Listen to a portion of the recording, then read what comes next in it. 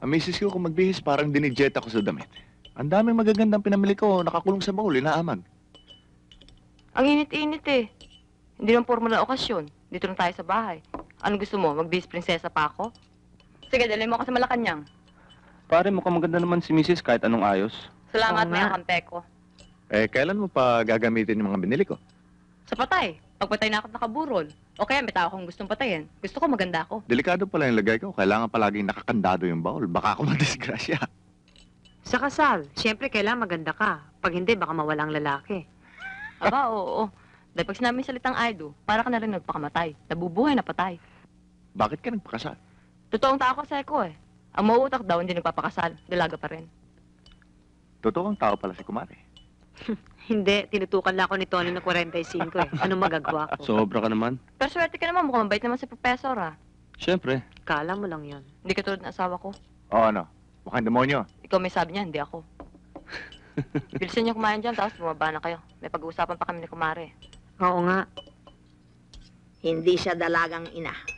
Wala siyang anak. At wala siyang kamot. Yun lang ang gusto kong malaman ninyong lahat. Don Adolfo, kung meron ka pang gustong malaman tungkol sa pamangking ko, magtanong ka na ngayon. Or, forever be silent. I want nothing of her past. Only the present and the future. Very good. Don Adolfo, dala ko ang birth certificate ni Victoria. Ibibigay ko kay attorney bago kayo umalis. Pakiulit lang ang mga kondisyones. Baka tayo hindi nagkakaintindihan. The wife will receive a monthly allowance of 50,000, excluding clothes, jewelries, and any other like items. Sa bawat taon na kasal sila, 1,000,000 ang idideposito sa account ni Victoria. Christmas, birthdays, anniversaries, and Valentine gifts excluded.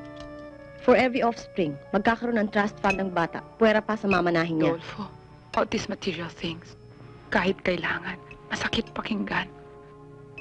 Kailangan ba maging business-like ka about everything? Para sa proteksyon mo rin yan. May pamilya ako, 2 anak. And besides, yan ang gusto ng auntie mo. I don't blame her. Pwede naman sila mag-usap in private. Christian, I love the clothes you made for me.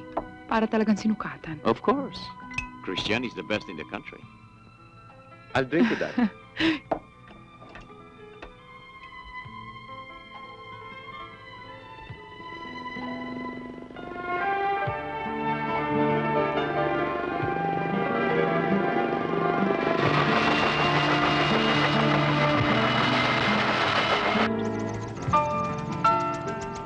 Well, Victoria, I have to go.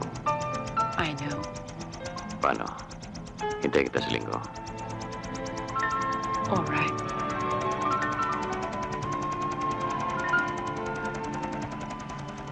Take care. You too.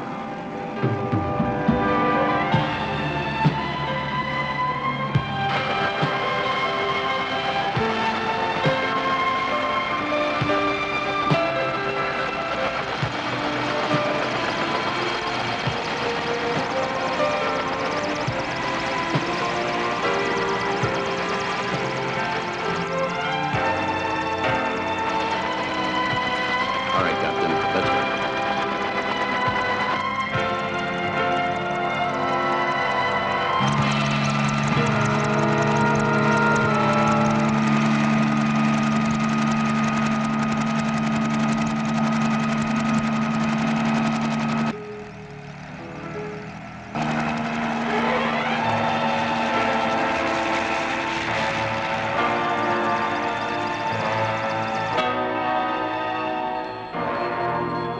Tumawag ka na lang next week. Kakausapin ko lang ang mister ko. Pero okay na yon. Salamat, oh. Ma'am, nandiyan pa rin po yung tao. Sinabi ko nang busy kayo eh. Ayaw pa rin umalis. Miss Osaita, Yes. I'm Marzona. Pwede ba tayo mag-usap? Pinipili kong taong kakausapin ko. Ba't ba ayaw mo raw sa akin? Kailangan ba na rason para umayaw sa tao? Siguro ayaw ko lang sa pagmumukha mo. Kung di ka nagpunta sa kanya, hindi sasamayan loob mo. Kung ayaw sa pagmumukha mo, bueno. Ako naman ang asawa mo, hindi siya eh. Bukas, bumalik ka doon, ha? Sabihin mo sa kanya, hindi mo rin gusto ang pagmumukha niya.